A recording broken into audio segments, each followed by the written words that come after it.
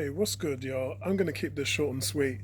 Really disappointed in the result, and the way that Emery set up the team at the beginning was quite confusing. It was kind of like a 4-3-3, and then it went, it was a 4-4-2, and what was going on from a visual perspective, I really couldn't work out what they were supposed to be doing, especially in the middle of the park. And I really don't know why they took off Sabalas. He was one of the guys that was making us go forward. The only way to really approach that game was to suck Watford in and get them on the counter attack. And two brilliant goals from Aubameyang, really just showing his class. And if it weren't for him, and I said this last season, if it wasn't for him and his goals, we would probably finish mid-table. And in the first 5 games this season, you have to kind of say that we have been quite lucky to be where we are. We're tied with 8 points with an abundance of teams around us, but a win today would have put us tied second in the Premiership and really seen us chasing the leaders.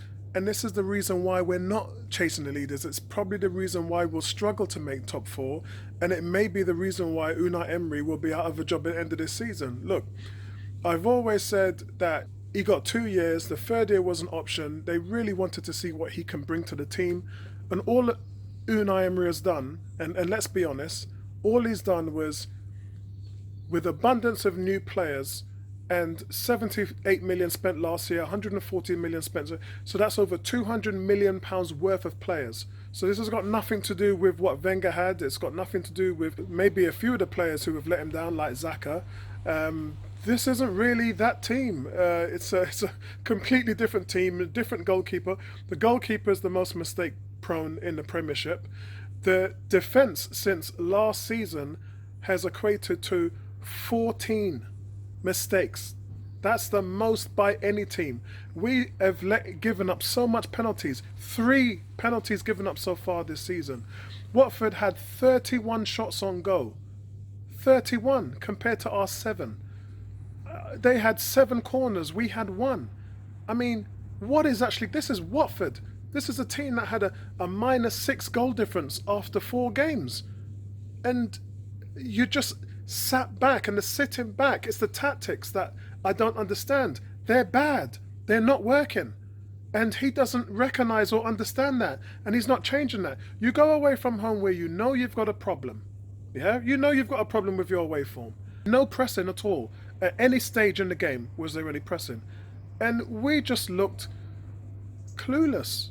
It's sad to say that if they carry on this form, I'm not sure if they will make the top 4, and I've got to be honest again. I don't think they will make the top 4 playing like this. That's going to fall down to Unai Emery. I don't think that Emery is going to be able to keep his job. It just looks so disjointed, disorganised, and it all starts with defence. I've said this from day one, from my videos way back last summer. Defence first. Let's stop the rot, stop the goals from going in. But there's just countless mistakes after mistakes after mistakes on mistakes.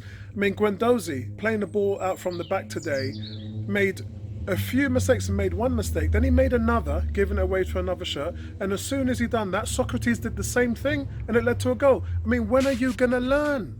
When are you going to learn? Everyone is standing around them, watching them mess up.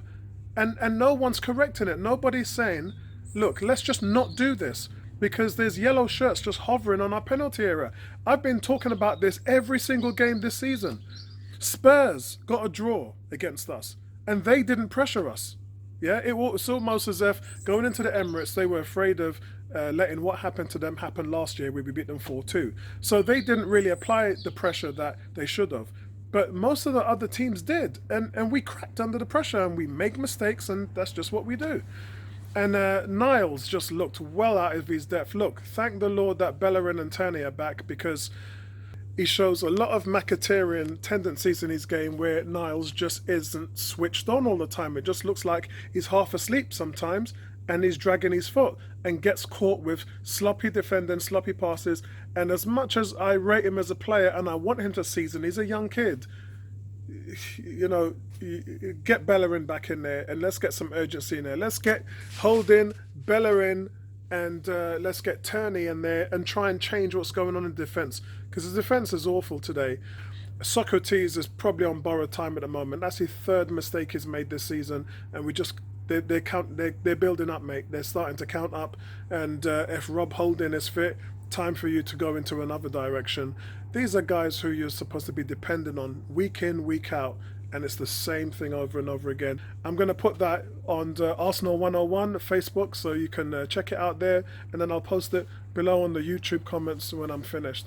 But Arsenal got what they deserved today, and I'm sorry to say that. I'm not going to try and defend them. They were awful today, and if not for Aubameyang, would have really been blown out. I get that the first goal shouldn't have been counted because of VAR. I get that, but you gave up 31 shots.